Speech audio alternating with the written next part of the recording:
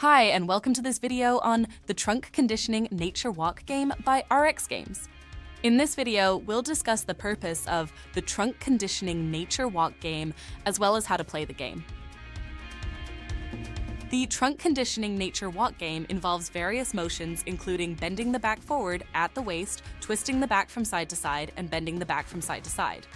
The benefit of the Trunk Conditioning Nature Walk game is that it increases back strength and mobility, improves balance, and improves coordination.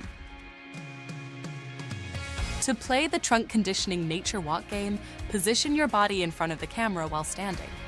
Twisting from side to side moves the character forward, leaning to the right moves the character to the right, and leaning to the left moves the character to the left.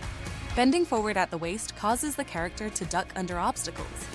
The goal of the game is to collect the coins and avoid colliding with the logs and hanging obstacles. To summarize, the Trunk Conditioning Nature Walk game is a fun and engaging way to increase back strength and mobility, improve balance, and improve coordination. Enjoy the game and have a wonderful day.